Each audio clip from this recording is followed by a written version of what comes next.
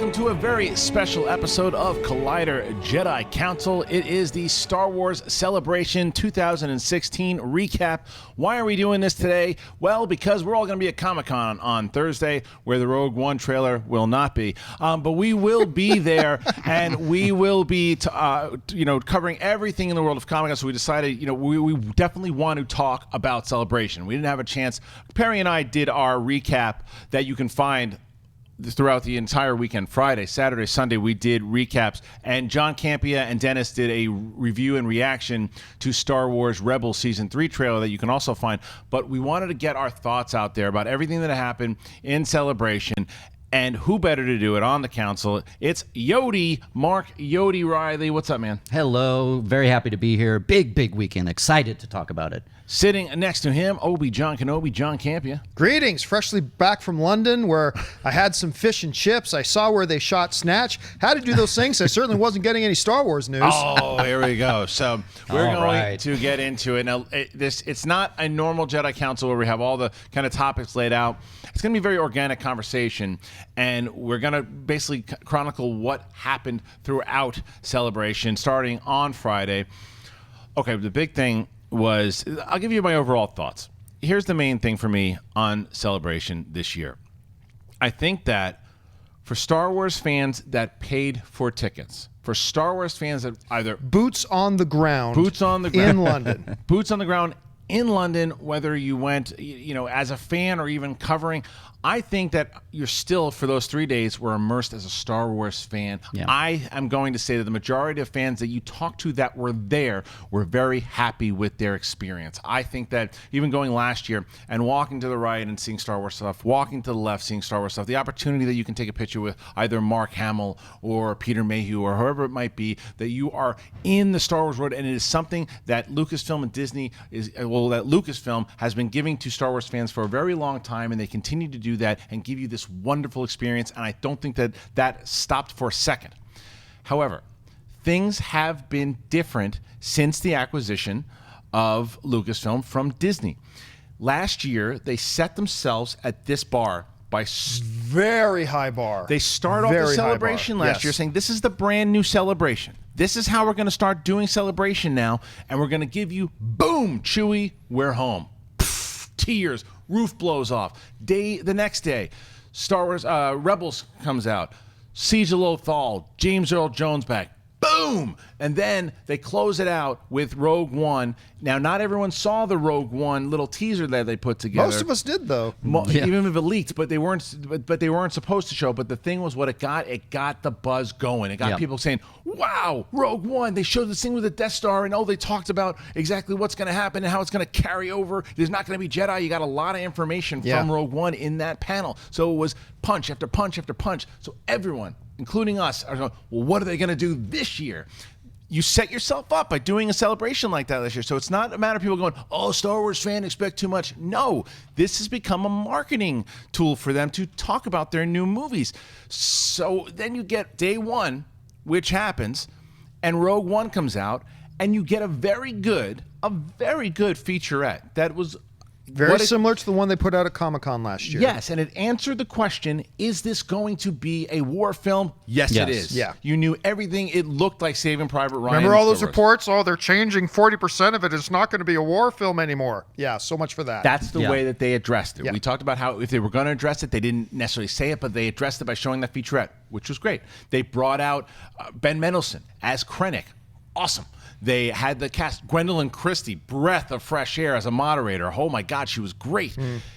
Had they shown a 2-minute Chewie I'm home type of trailer for Rogue One, boom, roof off the place. Yeah. But they didn't. They showed this little, and people were like, oh, they showed a trailer to the fans that were there. No, they didn't. They showed a teaser that was just made specifically for them that no one will ever see the light of day. It didn't give any story elements or anything about like the Rogue One thing did last year. It was only like a minute long or something like that. It did nothing except show Vader in shadows for a second. So it didn't give us that, boom, wow, did you see the Rogue One? I was like, well, that was kind of a letdown. Am I crazy so far on how I'm analyzing this thing? No, look, here's the thing. Let's get this right off the bat.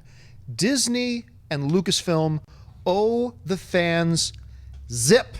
They owe them nothing. We are not entitled to have some big event every year where they just open up the floodgates and give us all the information. They don't owe us squat. They can give what they want to give. They can withhold what they want to withhold, totally within the rights, and I got zero problem with that. The issue becomes exactly what you were leading off with, okay? You kind of set the precedent last year with Celebration, with what you're setting the groundwork for, what this is what you can expect from Celebration moving forward. Right. When you lead off with that incredible event last year. Just fantastic. So it is not unreasonable. Now remember, Disney never said they were going to give us A, B, C, or D, right. But you had a lot of people, some of us at this table, thought, well, I think they're going to have Ewan McGregor walk out on stage, and that's Obi-Wan. Okay, well, that didn't happen. Well, at least they're going to give us an Episode 8 title. Yep. No, that didn't happen. Well, they'll probably announce the next anthology film. That didn't happen. Well, they'll probably give us some of the cast of the Han Solo film. That didn't happen. It was a very underwhelming experience. Now, look. And not streamed. No, and not streamed. We'll get into that. We'll get into that one in a little bit. But here's the thing. It all comes down to the biggest question it raises for me is, what does Star Wars, what does Disney, what does Lucasfilm want Celebration to be? How do they want us as fans to look at that event? Do they want us to look at the event as, this is a date we have to mark on a calendar, whether we can travel around the world to be there or not? We as fans, we need to be ready for those dates, because that's going to be Star Wars 3 days of news and everything. Or do they want it to be, hey, this is just a fan convention for fans to get together and see panels? Either is fine with me. I'm cool with either. But let us know what it's going to be. And I'm starting to get the feeling they don't quite know what they want it to be. I agree with you. And sorry, Reilly, but I think the other thing that I think that they should have done, and whatever. So somebody in the chat board's writing, what's the deal with Celebration? I mean, come on. Are you going to give us information? What are you going to do? Make a decision. I think for me, one of the things that they did well last year at Comic-Con, before that panel hit for Star Wars last year, they said, hey, no trailer.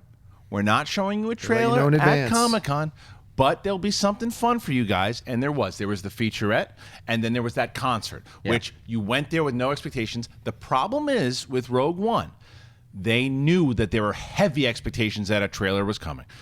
Reports were coming out, whether the report was a goof on somebody on ABC by putting that out there, and the report got out. The TV guide listings. Whatever it might have been, the report was out there. It would have behooved them, I think, to go out there and say, hey, no trailer. I'll take it one step further than that, okay? Like, what Disney or Universal or Paramount or any other studio, what they can't do is waste their time chasing around all the false reports that come out to address all the false reports. Sure, yeah. They can't be expected to do that. However, I believe there's a little bit of a difference between that and, what was it, making Star Wars and make the first one come out? They said 3-minute trailer, and then that TV guide listing on the ABC special, Making the Force Awakens or Journey to the Force Awakens, whatever it was, 3-minute trailer.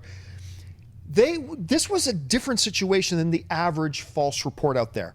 Disney knew, all right, Lucasfilm knew that the vast majority of the fans out there were expecting and thought, because of the reports, that there was going to be a Rogue One trailer shown.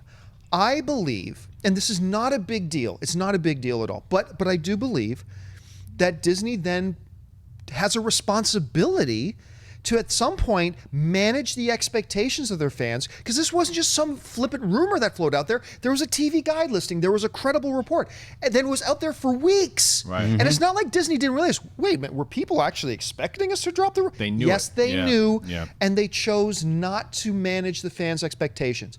I mentioned this in my social media that, look, this is not something worth getting angry about. It's not worth going, well, I'm not going to watch Rogue One. No. It's a little thing, but I mentioned online, I was disappointed in Lucasfilm that they knew that was the fan expectation. They knew fans would be tuning in specifically for that, and they knew they weren't going to give it to them.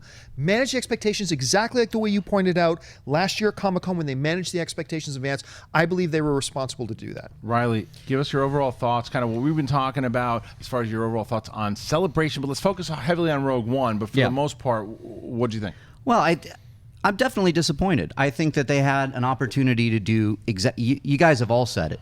they set the bar very, very high with Star Wars Celebration last year, revealing Chewie were home, all this stuff. Right. We reported on the news so many times, Rogue One trailer is coming. That was a main topic. So we're all getting ready to do this. And it's interesting to me, the only thing I bring out of it is why. So what's going on with them? Why either they don't know why, they don't know what they're doing as far as revealing Episode 8 information. I think with Rogue One, they're like, this is going to be that little 3-minute featurette. They're gonna give you that. That's it. And then everybody's gonna get a little tiny piece of this trailer with a little bit of Vader. But from all I hear, even from the people in attendance, that they were disappointed by that. Yeah. They didn't like it. So it's interesting to me. I'm not as upset. I'm just kind of like, I'm scratching my head. I'm wondering why. Yeah. That's what's interesting to me. Why didn't they just kind of follow through? I thought for sure they were going to announce another spinoff.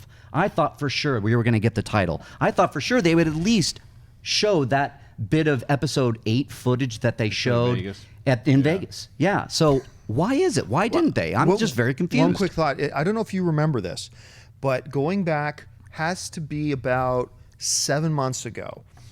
You and I started talking about Star Wars Celebration in London. And I mentioned to you, hey, look, I actually talked to a studio source I had. And they're telling me they're not going to really be showing much of anything at it. And we're all like, well, that doesn't make sense. Really? They're not really going to do much at all? And then the hype machine for Celebration came, and then, well, they didn't really actually end up showing much at all. That's all well and dandy with, as long as you're saying, hey, listen, this is for the fans. This is what we're doing. The fans, this because Celebration is, for the invention of it, is for the fans that are going and attending. And like I said in the beginning, from all the reports I read too, the fans who were there on the ground fall in love. Had You're a in heaven. Wonderful time. Of course, had a great time. Of course you do, and you'll be in heaven because they set it up, and they didn't half-ass that at all. They gave it to the fans like they said that they would. And you watch the reports from Andy Gutierrez, who did an amazing job. You watch everything that they did over there, and you're watching these reports, and you just see that the fans are like, they have the kind of wide eyes and look at everything that we're doing right here. You felt that. The problem is, like you said, it's a different beast now. It's a media machine where they should have said, whoa, they're expecting so much. We got to tell them, nope, that's not because had they done that, everyone's like, well, they told us we were going to. They said they were just going to do the future filmmaker panel, and they were just going to have Rian Johnson talk about his experiences, and then they were going to announce a special guest, but there was no footage they were going to show. And everyone was like, all right, cool, we're expecting it, because it's letting us get to, because they have to accept it. We're going to expect things now because of last year. So I just think they could have handled it a little better. Maybe they will last year. I think the biggest the biggest thing I felt people could have taken the wrong way was at the future filmmaker panel, like, well, we didn't do too much this year, we didn't show you that much this year, but wait till Orlando. And the people in London are like, well, screw you. I just flew to freaking London. I'm in London. I don't want to go to Orlando right now. I want to figure out. But so it was, yeah. Well, that's what I'm wondering. Is that the plan? Like, what is the plan for this to reveal Episode 8 title? Is it going to be just like on a random Thursday where we wake up to a tweet and we have to rush to go do all this information to get out there? Are they going to save it for Orlando? There's no Comic-Con appearance. So why is that? Why do you guys think that they didn't do this? Do you think they actually have a plan? That's what's confusing. That's why I keep asking that same question. Let's not take away, even though we say that maybe they didn't hit the marketing, they missed the marketing opportunity here. Let's not take away that Disney and Lucasfilm are marketing geniuses. They know their business. They know how to. Yeah, they do. The question is, well, they don't know when they're going to show it. Yes, they do. They're probably going to hype up another one of their properties. Now, whether or not they're going to drop the Rogue One trailer now before Pete's Dragon, or if they're going to put it on another ABC special like they did with the Force Awakens trailer, we don't know yet. But they have a plan. It's not like, oh, we didn't show it. We don't know where to put it now. They know what they're doing. They know exactly what they're doing. It's just the expectations. It's maybe realizing how much, even though it's Star Wars, and you would assume they know the expectations, they don't. They really don't, because of the way that you got to realize that for as many people that were there and are enjoying it, there were so many people watching, and so take it from the perspective of someone that's watching all day on Friday, and you get the Rogue One feature right. Okay, with a trailer, it probably would have been a 10 out of 10. We'll say it's about a 7 out of 10 with the featurette.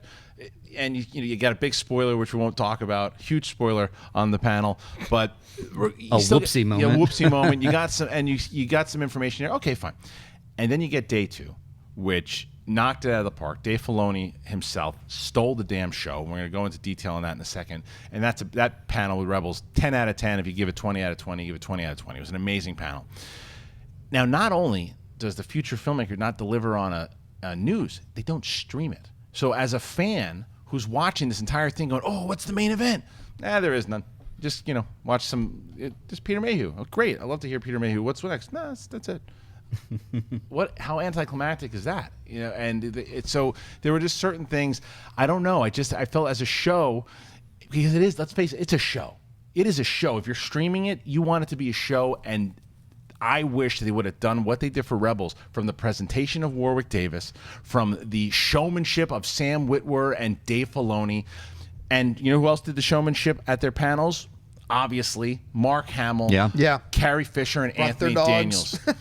All three of those panels. That's the showmanship of Celebration. That's what I want. Like, it's a show, and I think that they can continue to make it that throughout their future celebrations. I think it comes back to one of the things we were saying off the top, is that what I would love to ask Lucasfilm is, okay, forget what we want it to be, because that's not what's important. It's not what important we want it to be. I want to ask Lucasfilm, what do you want our expectations to be of Celebration? What is it you want us to think about when it comes to, because last year you sent one message that this is what Celebration is. This year you sent a totally different message for this is what Celebration is. Look, I'm good with either one they want to do, because like I said, the people who were there at Celebration, all reports were they had a wonderful time. It's heaven. Awesome. It's Star Wars heaven. But tell us, should we be marking Celebration down as Star Wars fans on our collective calendar, saying we got to, that's the time of year we should be looking forward to stuff? Or should we manage our expectations? You've sent us two different messages. Just tell us, what do you want our expectations of Celebration to be? Right, and we'll stick in the film world, because we'll jump back into kind of what's the deal with canon after we hit the film world. We'll hit the future filmmaker panel here at the end. Okay. So the future filmmaker panel, another problem I felt like, let's take away that we didn't get a title, and you saw Pablo Hidalgo's tweet where people were kind of complaining no title. He wrote, whispers in the forest. We don't have a title yet. It's fine. You don't have a title, you can't release it. Right. And I don't believe that for a second, by the way. Well, maybe not. I don't either. Maybe not, but if that's the case and they haven't agreed on one yet, or they haven't decided what it was, then let's take him for his word and say, okay, there's I believe they haven't iron stamped it, but I believe they have it. Fine, but they're saying no title, so they weren't ready to give the title yet. Okay, you don't have to give us a title. There's no footage. They don't want to show. That was for the Vegas audience. They're not showing us that either. Right. Okay. The problem I felt with the stuff that I heard in the future filmmaker panel, there was nothing that came out of it that we didn't know already. Yeah. Now the problem is that this is the age that we live in, that this stuff gets out there that maybe Lucas didn't want to get out there. Like, you get the continuation that Episode 8 will indeed take place right after Episode 7. And I said this on Movie Talk earlier today. I am starting to believe that Rian Johnson actually filmed the Luke Skywalker race scene of Episode 7. I believe that he filmed that scene, and I believe he filmed some more stuff leading into Episode 8, and that's when they released that stuff, because that seems consistent. And because of where they sent it. Yeah. Filmed it. At Skelly Michael Island, harder location to hit. They went back and shot again afterwards, but it would make sense to me that Rian Johnson shot there. We kind of knew that. We kind of speculated that was the case. And then they also announced, some other things. The one thing we didn't get was some of the references of the movies that he was going to reference Episode 8, which I thought was very interesting. And he also kind of mapped out more about this would be more about the characters and delving more into, which we assumed, because it's A. Rian Johnson, B, it's the second movie in this new trilogy. This usually the road that goes. But that was nice to hear, and it was nice to hear him as a fan. Didn't get anything more from Episode 8 from that. And then they announce our new Han Solo, as if it was brand new information. I know, that's the part. I started reading the headlines in my news feed. Lucasfilm introduces new Han Solo. Yeah, it makes it official. I thought it was already official. Everybody thought it was already official. So underwhelming for that. I wanted so many more details on. I mean, it was cool to hear that he screen tested with Chewbacca on the Millennium Falcon. I'm not going to take away from that. That sounds awesome, but come on. Wait a second. ESPN now reporting the Denver Broncos won the Super Bowl.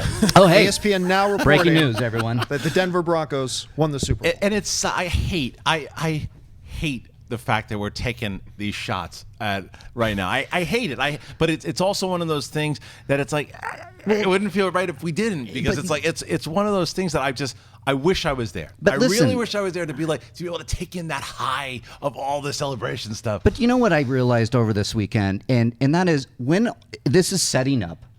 And what do we do in this business? This is our work, and it's great, and I love it. But we're getting ready to cover it. We're sending somebody out there to cover it for Collider.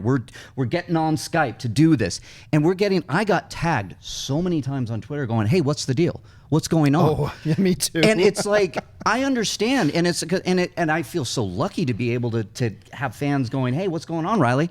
And me going, "I don't know. I don't know why they didn't do it. I'm sitting here with you guys." So it's almost like, you know, we're listening to, we see what they did with last celebration, and we go, great, all hands on deck. We got to get ready to go. There's going to be a trailer. There's probably going to be this. There's going to be that. So you go do this, you go do this, you'll go do this. And then we all sit around and we go, well, that didn't happen. Yeah. Now what? Okay, Rebels.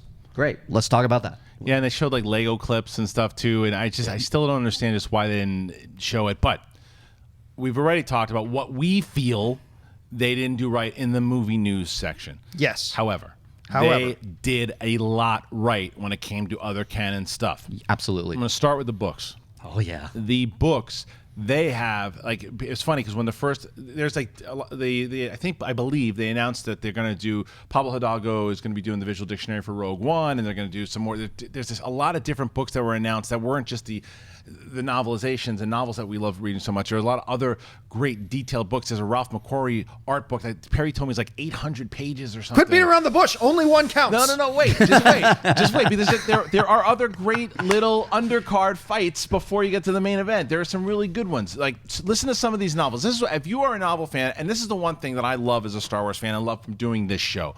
I got so many tweets this weekend about which novels to read, what are the ones I'm looking forward to, and I will tell you right now that this is the order of the books that I'm looking forward to the most that are coming up. We just got obviously the Ahsoka novel I'm very curious about. The Ahsoka panel came out. It was very emotional, where Filoni and Ashley Eckstein talked about Ahsoka, and they talked about the novel and what's going to happen in the events that's happening. I'm curious about that one. Then you have 2 Rogue One books. The first one, which I was thrilled about, is the lead up to the events of Rogue One, written by James Luceno. That's great. Yeah. Yes, that's please. That's very, very and good. Thank you. The writer of the only canon novel he's got so far is Tarkin, which you loved, I liked a lot. But Darth Plagueis, one of my favorite Legends books of all time. The guy is my favorite. It's him, Drew Karpyshyn, Timothy Zahn, and then Claudia Gray are my favorite Star Wars novelists. And you're getting another James Luceno novel leading up to the events. Then, what I thought was brilliant, I think this is one of the smartest moves they did so far. They're doing the novelization of Rogue One with Alexander M. Freed, who wrote Battlefront Twilight Company. Mm-hmm. Okay. There's no one else that could have wrote it. That book was so underrated and captured the tone of what I thought Rogue One should look like, so it makes complete sense. Tweet out to Alexander M. Freed, tell him Jedi Council is raving about his choice for becoming this novelist. You guys should read that when it comes out and check out Battlefront. But yes, the main event, the book, and because also in January you have Chuck Wendig's the third and final book in the Aftermath trilogy, Empire's End, all about the Battle of Jakku. That hits in January, but then April.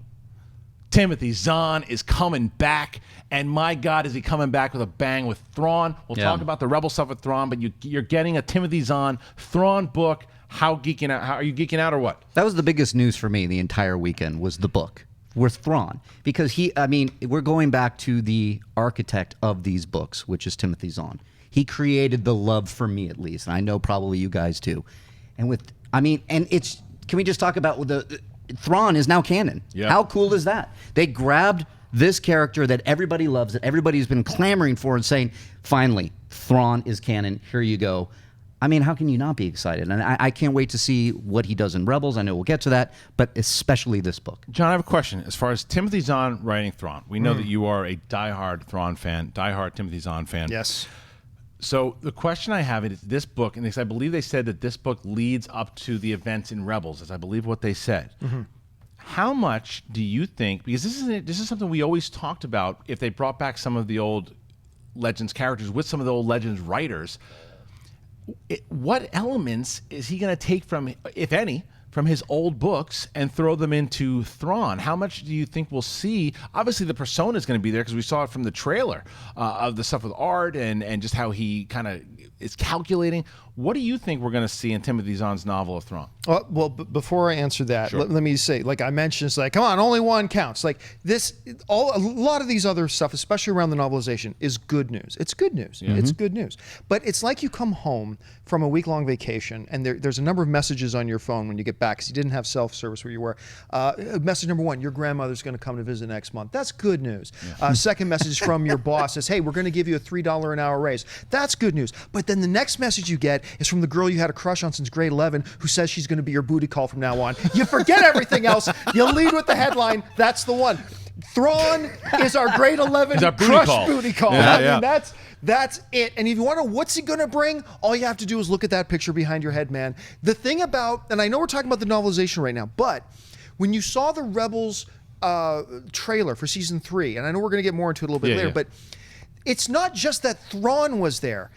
Any goofball can draw a guy with blue skin and red eyes and call him Thrawn.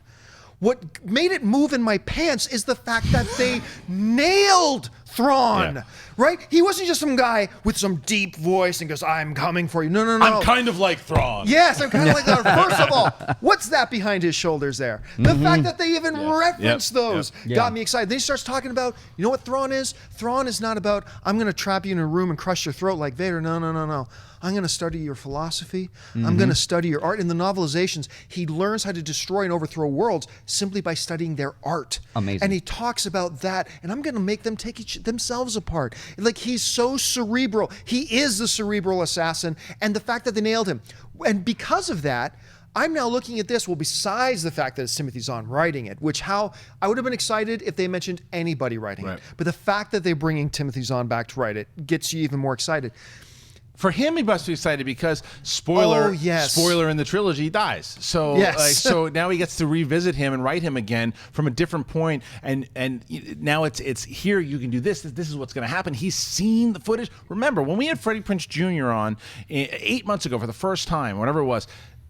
That was like 8 months ago. They were almost done with season 3. So that mother F knew that they had son Thrawn of a in there. bitch. He knew that he had Thrawn in there, and you know, good on him that he's able to keep it quiet. But like as far as the other elements, will there be a Jarrus Kabath? Right. Will there be? Those are great. big. I mean, I don't know. That's very interesting. Does he take that type of? I don't know. But the fact that they are bringing the true character of Admiral Thrawn over.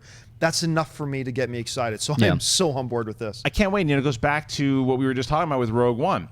Go back to the Rogue One panel, and like you were mentioning with your booty call reference, if you had like your grandmother and your Rays were that featurette, the booty call just never showed up.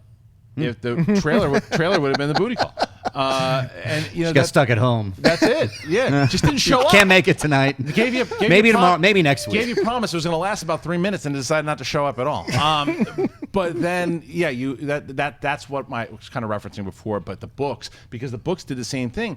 When I heard that they didn't give a lot at the books before they got the announcement, they was just like, okay, we got Lucina coming back, great. We got the novelization of Rogue One, great. Ahsoka, great.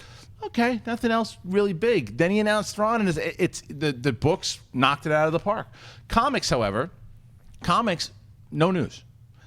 I happen to think that the reason why we didn't get any news is this is the one thing that I think Star Wars will have a heavy presence on at Comic-Con.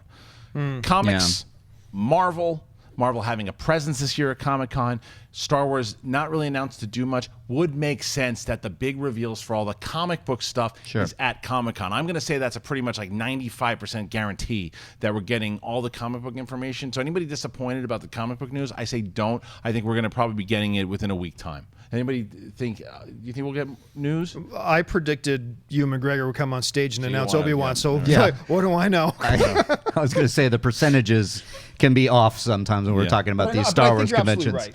Yeah, I mean, it makes a lot of sense, and I hope they do that. You want to kind of go back to the grassroots of the Comic-Con. Right. So announce the comics there and give those fans that are actually maybe going to get their comics. I have a number of friends that actually want to go to Comic-Con and not sit in Hall H. Yeah. They want to go devour the comics. So that would be great. I would love to see that.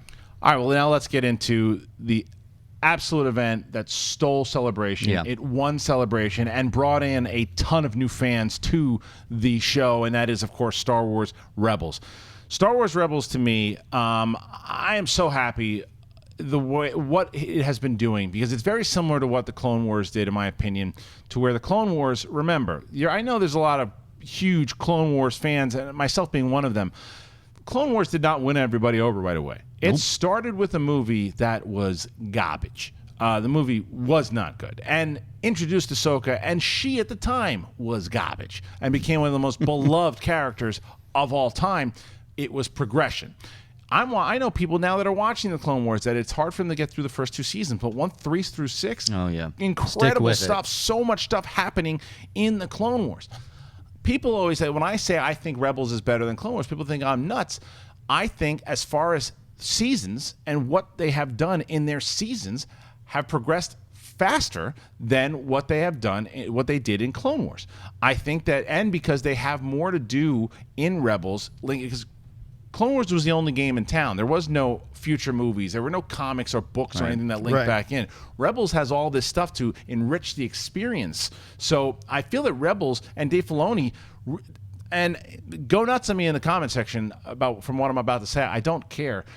Dave Filoni is the closest thing as far as storytelling that we have gotten to George Lucas since George Lucas left, as far as Star Wars storytelling goes. I'm not talking about all the other stuff. I'm just talking about Star Wars storytelling. This was George Lucas's Padawan, and he has now become the master. He knows what the fans want. He knows how to present to fans. He knows to take and how to tease. The man is a master at teasing. We knew we were getting a Legends character about 3 months ago with his interview. We speculated that it would be Thrawn. And guess what he did? He didn't say, oh, you guys, I speculated. Not giving you anything. He gave us Thrawn.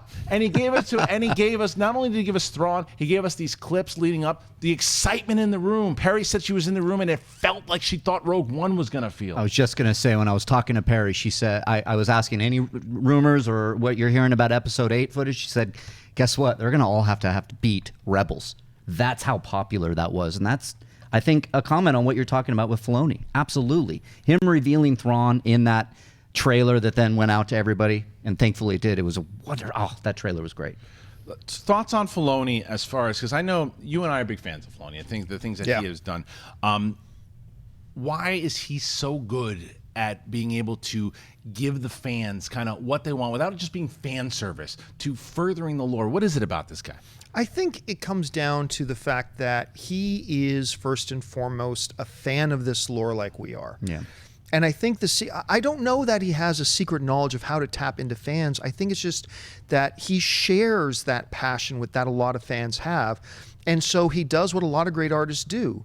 Let me do what I would love, and just see if the people who are like me will tap into that too and love that too. Right. And I think that's been his approach, and it has served him, and it's served Lucasfilm, and it served Rebels very well. Now look, I thought Rebels Season 2 I very much enjoyed.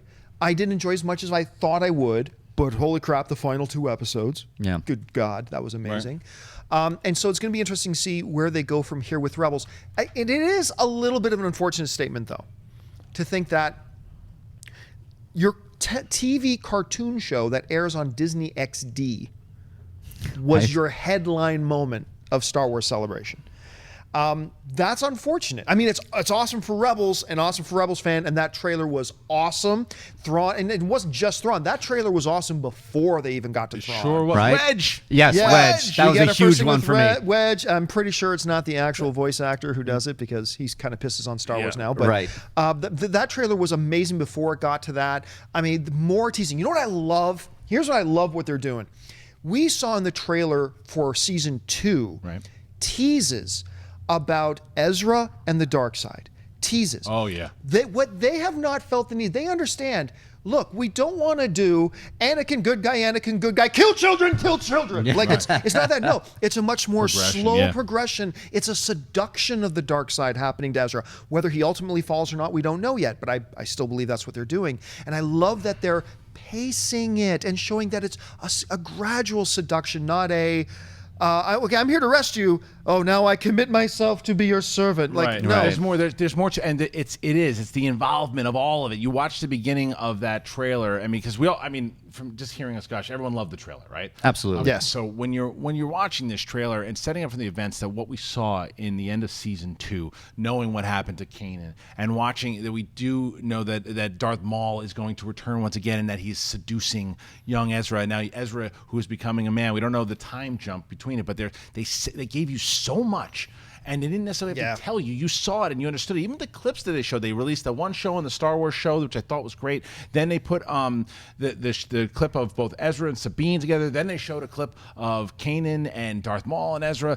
All of that stuff was all great. And then the trailer with all the reveals. And there's little things. If you pick apart that trailer, there's Tarkin's in that trailer, which is great again. But you know who else might be in that trailer?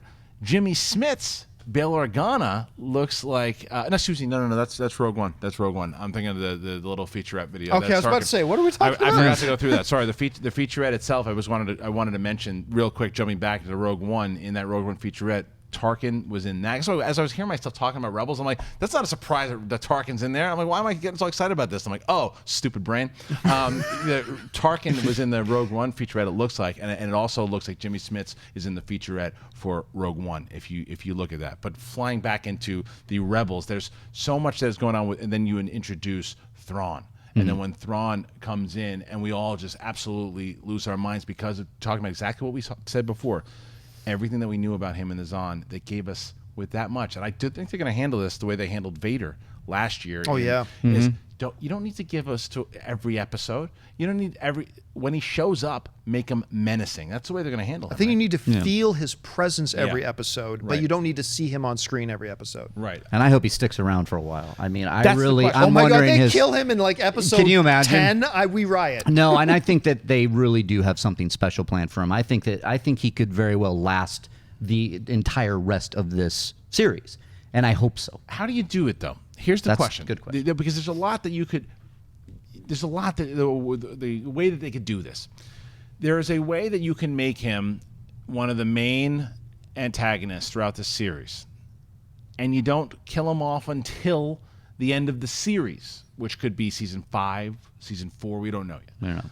There's a way that they could do that. There's another scenario to where if you look at the events of the Zahn trilogy, Heir to the Empire, Thrawn was off on a lot of adventures, hence why he wasn't around. He was on other missions fighting for the Empire. Why he wasn't around during the Battle of Endor. Deep space. So they could essentially send him into deep space. We also don't know how long his race lives for now. No, like Chiss could be like Wookiees. Chiss could live to be 300. But the other thing to keep in mind too is understand there's a lot of very viable doors here for keeping him alive. And first and foremost, besides the fact that I don't think they've ever definitively say, this is a good question for Pablo, but I don't think they've ever definitively said how long Chiss, what their lifespans are.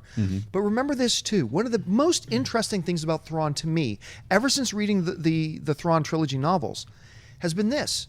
He is an alien in a government of racists. Right. The Empire, and that has been made canon, by the way. Yes, the Empire is very anti-alien, very pro-human.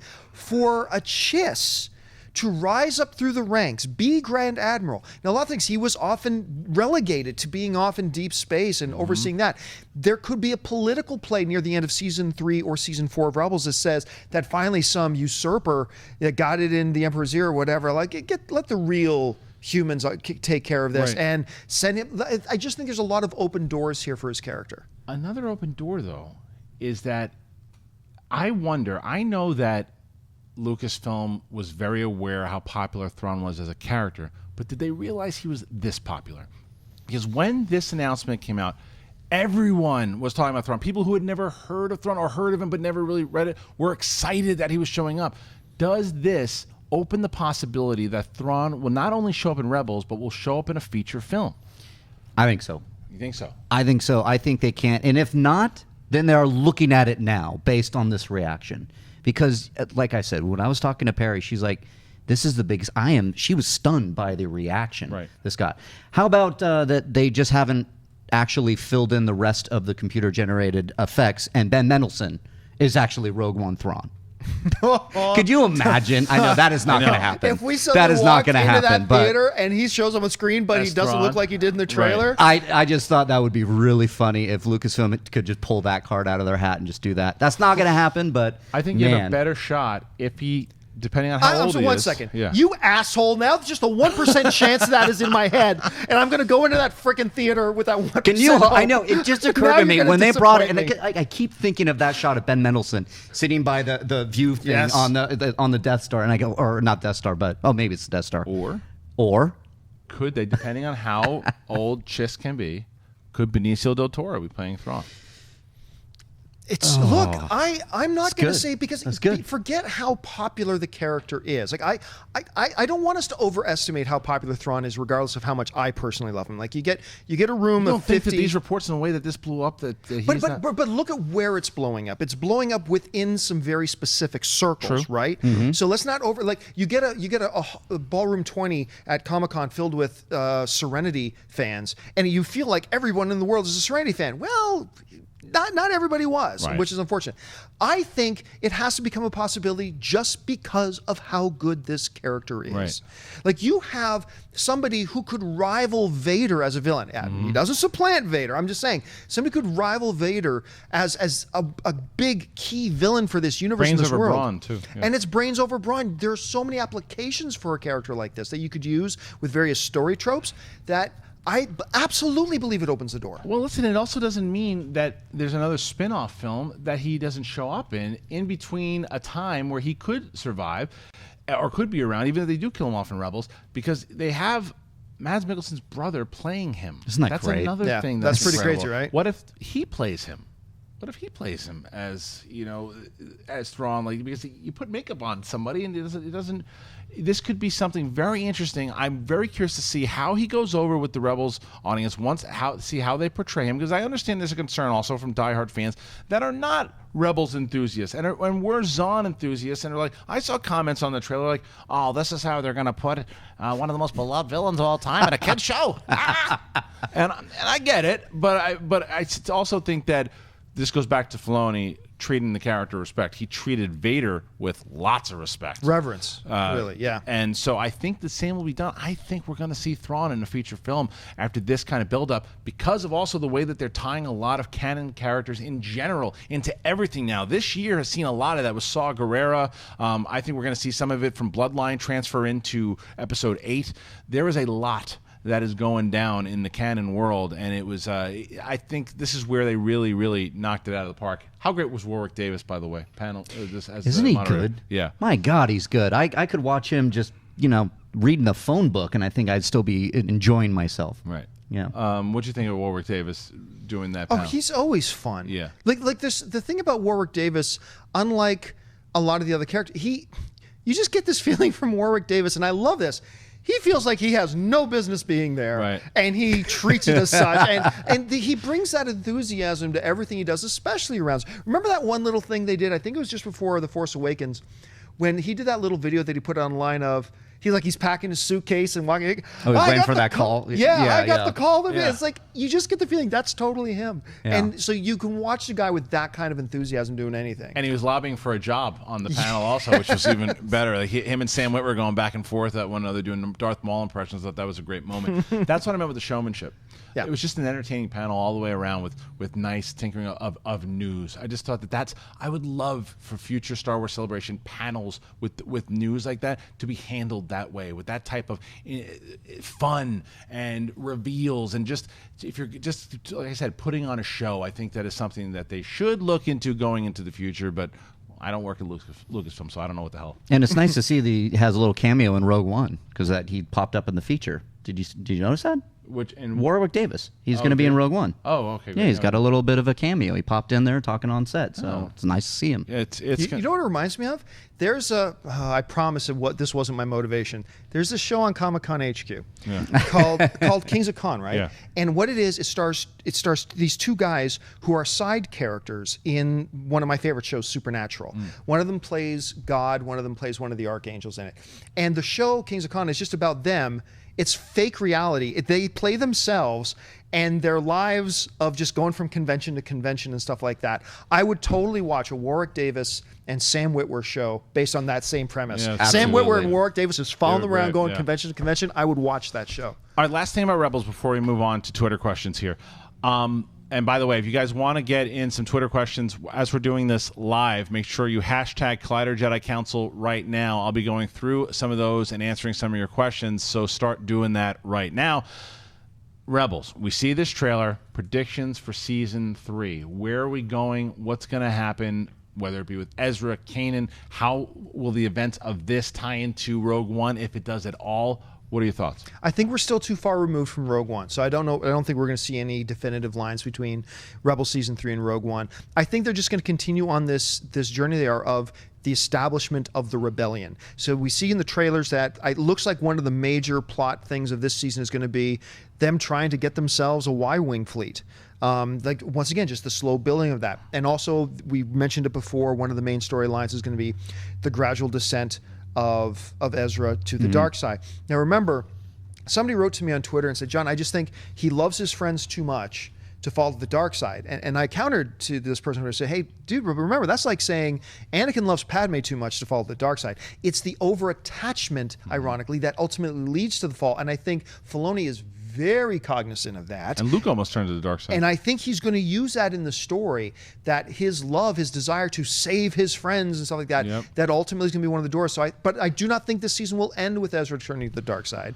But they're just going to continue the gradual progression. I'll take the extreme opinion here, and Really? I think he will turn by the end of this season. Really? Interesting. And I'll tell you why. That would be fascinating. I don't think we're going to have as many seasons of this show as you think. I think that there's going to be maybe 4, possibly 5 tops. I think 5 season. tops, but that leaves So a lot of it story does, to go. But I also think there's going to be some kind of big reveal that, and this is all the tie-ins that have happened with canon so far. Rebels has been one of those shows that is now this connecting tissue with everything. I think there's going to be some big, huge reveal as far as how this stuff shapes into play in the rest of the canon. And I do think that Ezra, now I think not only will he turn to the dark side, I also think he will kill Darth Maul. I think both those things will happen. I think Darth Maul's story is coming to an end in this season. I also think that Kanan will survive for a bit. I think someone from the crew will die. I also do think that we're getting closer to the events of Rogue One, because some of the things that Filoni said was how much they paid attention to the look of their show matched up to the look of Rogue One. Yeah, I like that. And I think they're paying a lot of attention to it. And I always go back to that quote from Kiri Hart last year about them being very, very aware that the events of Rogue One ties into the events of their... Now, this could be something that they don't mix it to where it matches up from this year, but they're going to have to pay attention to all the events, whatever happens in Rogue One, the same way that they do with all the events that happen in Episode 4. They Alderaan, and whether or not they're going to visit Alderaan and leave us, oh man, give us that nostalgia feel if someone, you really kind of explore it. I don't know what they're going to do as far as tying it in, because they're going to have to change a lot. They're very similar to what Agents of S.H.I.E.L.D. did when all the Captain America stuff happened. Right. Like, how much is it going to tie into? But I do think Ezra's going dark, and we'll lose one of the crew. Where do you think we're going? I'm going to split the difference. I don't think it's going to happen this season. I think it'll happen next season. It's just, I feel like we're going to be setting up Ezra. He's already darker. He's got the short hair. He's bigger. He's man. And some of those shots of him igniting the green lightsaber and taking out some that was a great shot. He is becoming a master with the Force here, and I like it. And he's going down that path, and it's very, very apparent that he will turn to the dark side. But I think they still have a lot to go back and forth with Ezra to make that decision. I think we're going to see it play out with Darth Maul, how he's going to get in his head. But I agree with you. I think Darth Maul season finale is going to be something to do with him dying. I think that's what's going to happen. But that we're really going to get into Ezra and Kanan in season 4. I think that's where we're going to see it. I do think Maul dies. I think you're right, Maul dies this season, but I think Kanan's going to kill him. Interesting. I think Saw Gerrera is going to also make a cameo in this season also. Oh, he has to, right? Wouldn't be inconsistent. Yeah. Yeah. Okay, let's get into Twitter because, like I said, a very special episode today doing live. I'd like to thank both John and Mark joining us on this special episode that, remember, if you're just joining us, we will not have a show on Thursday. This is our Thursday show. We just want to kind of recap everything that was happening for Celebration. And to let you guys know, we're going to be at Comic-Con. So make sure if you guys are at Comic-Con, we're going to be doing a meet and greet. It starts at 5 o'clock. It goes until 9 o'clock. It's going to be at the Comic-Con HQ headquarters right outside of the Fox Sports Grill. Make sure you come and check us out. Say hello on Thursday night of this week. All right, let's get into some stuff from the Twitter sphere. This is from Nick Vargas, who says, do you think we will get a second teaser for Rogue One in early August or on Force Friday and a full trailer in October? Full trailer in October, I would say yes. And I also think the next teaser will come in August with more story, and I think it'll be right around the release of Pete's Dragon. What do you think? Yeah, I think it's definitely going to be tied in with one of their properties. It's got to be. So I think Pete's Dragon is a good call. John? Rogue One trailer. Yeah. Saturday, Comic-Con at the Disney panel. They're not having a Disney panel. Yeah. Oh, sorry, at the Marvel panel. It's Marvel. It's perfect cover. It's a Marvel panel. They're going to drop a trailer. You like They're that? going to steal Comic-Con right out from everybody's nose, drop the trailer there, and shock the world. Whoever was feeding you that Obi-Wan dust is feeding you the same thing. Boy. I'm the skeptic here. You're a crazy person. There's no way they're showing that trailer. Yeah, I think There's that no would way. piss off the people that made it out to London too. Wouldn't it be like the biggest slap in the face? I don't think so because you're still getting the trailer. If they showed, No, but the people that wanted that electricity in the room to see it, and then all of a sudden it happens across the pond over at Comic-Con a week later. But remember, they did show that 1 minute. I'm not talking about a 3-minute trailer. I'm talking about the thing that they did show to the live audience. Got it. But we've seen that leaked, and that thing is nothing. It's it wasn't really leaked. It was some garbage. But whatever it is, it's going to look a lot better. I'm not willing to put money on No, but this. I hope that I'm just throwing out there. That would piss me off. I don't want to see that thing as far as the trailer. I mean, that was fun for fans to see, but all it was a bunch of different. It was Jyn the same shots from the first. So it was a young kid talking about how the Empire has kind of taken things from him, and then why she's fighting for it. And you see her kind of running with her voiceover. Then a lot of the same shots, then quick shots of a couple things that we didn't see before. We had a nice speculation type video, but not enough to get any story from. Shock the world. And then they're going to shock the world. I don't think we're saying it. At Fett Unchained, will a young Snoke, we don't know how young he's going to be, but will a young Snoke ever show up in Rebels? Hard to say. It's so hard to say. Again, like you just alluded to it. We don't know how old Snoke is. Right. Is he 300 years old? Is he 45? Is that what a teenager looks like in whatever race? Is he a human just deformed? I mean, there's so much we don't know. I don't think you're going to see Snoke in any form. I don't think you're going to see Snoke in Rebels. I totally agree. He's not going to show up in Rebels. I think we have Thrawn now. We have Vader that we can always go back to. We have Darth Maul. We have enough. Tarkin. We have all this. And I think Snoke is specifically for post-Return of the Jedi. Can I ask a Twitter question? Sure. Here's my Twitter question to you guys. At John Campea asks. John Campea asks. Noticeable by his absence to me, especially because the way he left off was Agent Kallus.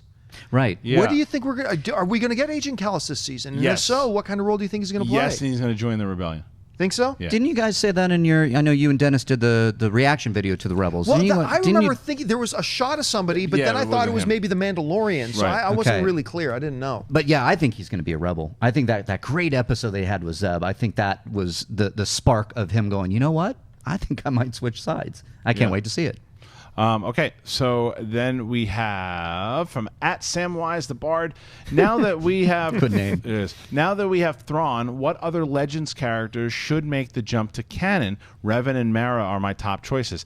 I don't think we're getting Mara Jade. That complicates things very much so. Yeah. And they asked Dave Filoni that at that panel if we were getting Mara Jade. And his reaction was so funny. He's like, "See, you give them one thing and they want more." It's like, exactly. So, but Mara Jade, without him saying it, makes, like John just said, makes it very complicated because we don't know enough about Luke's story yet. We don't know if Luke has any kids at all. We don't know if Luke had any love interest. That's a trickier one.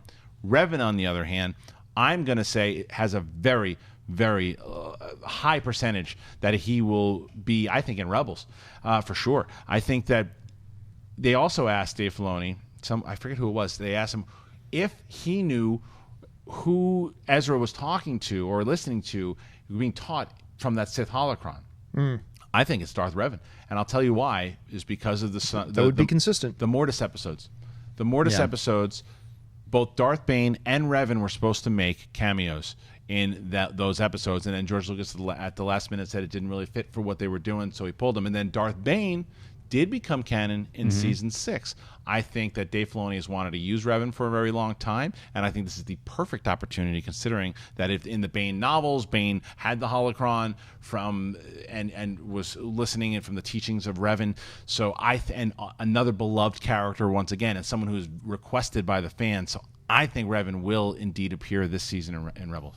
I don't know where we're going to see her, but I do believe Mara Jade will be canon sooner or later. Okay. I think if you talk about the two characters from Legends that everybody always brings up, it's Thrawn and it's Mara Jade. Yeah.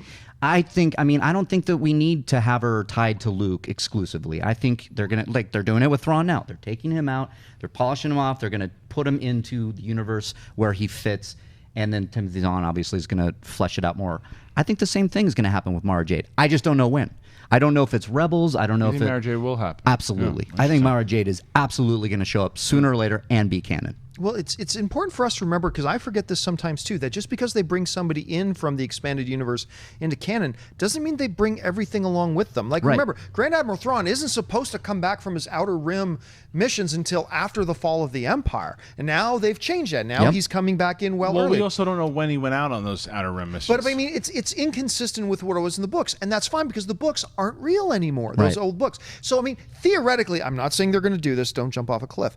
Theoretically, they could bring in Darth Revan as a brand new character, not some guy from olden times. They could bring in a guy who's 35 years old, and his name is Revan, and they just give him all the traits of Revan, and they could do that. Because remember, just because they bring the character over doesn't mean they have to bring his baggage over. They can make him, put him in whatever context they want. And that's why, even though I said I don't think they'd do Mara Jade, you raise a great point. They can bring in Mara Jade and have her have nothing to do with Luke or the Emperor if they want. Yeah, they could change it up. Okay, so let's get into. We'll do 3 more. What do you? This is from @DRabel. Sorry about that. What do you think of the idea that the Knights of Ren are actually the Knights of Ren, meaning Sabine founded them? No, I don't think that's the case. And interesting report. It's not confirmed or not, but our own Frosty Steve Weintraub had asked J.J. Abrams during the Star Trek what movie he'd want to see, and J.J. Abrams thought that he'd want to see a standalone Knights of Ren movie. That's something I wanted to see. I wanted to see a Knights of Ren movie. I wanted to see a Knights of Ren book. I think the Knights of Ren are going to be heavily explored in Episode 8. Yeah. And I think that there's a possibility. And I think the reason why it takes a lot of merit to what J.J. Abrams is saying as far as a standalone movie goes is, 1, no new movie has been announced. 2, he just teased a movie that he was working on that he gave to Scott Mantz about the Star Trek, the Chris Hemsworth movie. So I wouldn't be surprised if those conversations have actually happened. Now, whether or not that's the next movie, I don't know. But I don't think that Sabine founded the Knights of Ren. I just think it's coincidence by name. Any chance that Sabine founded the Knights of Ren? No. Nope. Nope. No. Okay. At Marcelo Retnamal says, when will we know the title of Episode 8? Star Wars Celebration's coming. Oh, wait. Yeah. When's Orlando? What do you? Nah, we'll probably imagine that. December of next year, we'll find out. All right. The titles. But you know what? Was it? Correct me if I'm wrong, but wasn't like the title for The Force Awakens? Did Lucasfilm not just drop it in a tweet one morning? Didn't they just tweet out one morning? By the way, Star Wars Episode 7 official title. It could come at any time. That's where I'm going with it. I think it's something to get. It's always the titles that come out that I always remember. I'm either in the car and it's like breaking news. It's like I remember listening to Kiss FM when they're like, "Hey, the Phantom Menace title just came out." It seems so random that they just kind of drop it in a tweet or kind of. I don't know, or like some ABC News, like, oh, we got an exclusive. I don't know. I don't know when they're going to. I mean, I agree with these guys. I think it can come at any time. I don't think there's going to be some set date for the. Yeah, what could be tied into something special going on? It may be Force Friday. I don't know. It's funny, man, because if we would have had Disney doing a panel and announcing that Lucasfilm was going to be there, then I'd be on the speculating train with all you guys saying, oh, yeah, trailer for Rogue One, they saved it for Comic-Con, they might get a title, but no, I don't know. I think it probably could come at any time. two. Oh, that's let's see. There's a lot of great ones. You guys have really good ones. Blown up. Let's see. Okay, so at Kim Zuby says, with episode 8 shoot ending on schedule, do you think we could see it move back to May 2017? No way. No way. No. They never moved it in the first place because they thought they were being late. No. That's not why they moved it. They moved it for other reasons, and those reasons haven't changed. Yeah, I think that it's because they have so much more time now for post that they're completely on schedule. Don't pressure Rian Johnson any more than he already has for doing episode 8. Let him have his time. And guess what? That December date worked pretty well for them. Yeah, that December date, they are the most profitable domestic movie of all time as far as the States go. So that was probably a good move. And no one's touching that December date anytime soon. Episode 8, as far you think episode 8 could beat episode 7 as far as domestic box office? Yes. Did you say that, or did you say opening weekend? No, I don't think I don't think it'll hit its opening weekend numbers. Okay. I think it could have legs. It could have big legs. Who knows? But don't forget. Yes, they're done shooting, but don't forget. Within the next month, we're going to hear about episode 8 going in for reshoots because that's what big major films do. So that's still going to happen too. But yeah, it goes back to it. It wasn't a matter of we don't have enough time to get it out for the May release date. It was our release window is December because that works for us. Right. Yeah. Okay. All right. Last one. We are going to take at Nergard Kai says, could they premiere the trailer or title for episode 8 opening night of Rogue One to attract more people?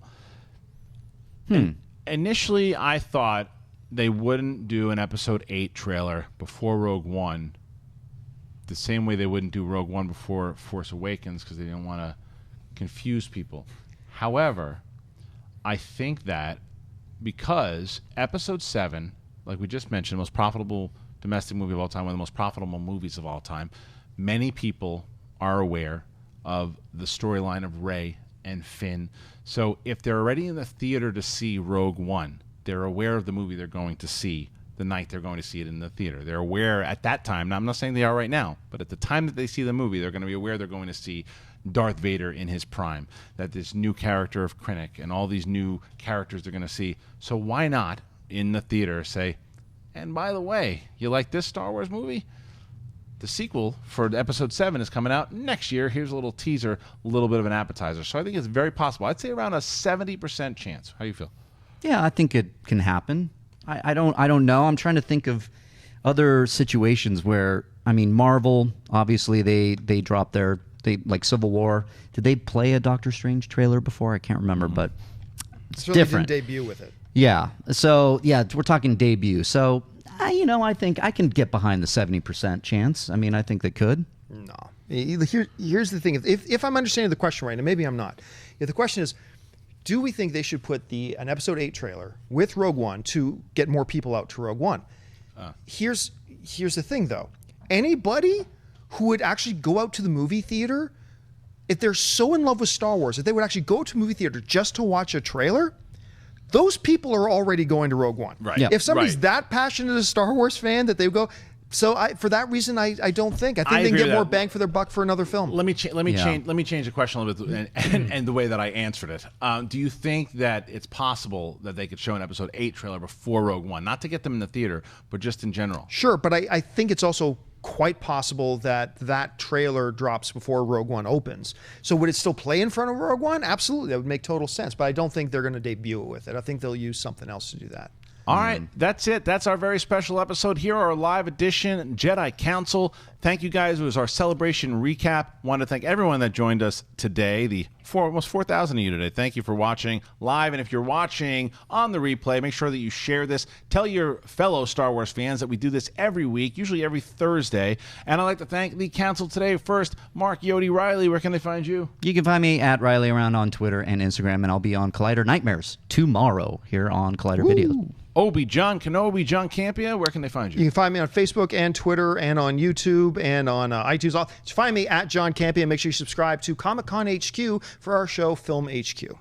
For me, Kristian Harloff, a.k.a. Darth Harloff, make sure you check me out at Kristian Harloff, Twitter and Instagram. Make sure that you come and say hello next Thursday if you're in San Diego, where we will be 5 to 9 p.m. for the Comic-Con HQ, Collider, Schmoes, Meet and Greet. Would love to see you guys there. Make sure you come by and say hello right outside the Fox Sports Grill at the Comic-Con HQ headquarters.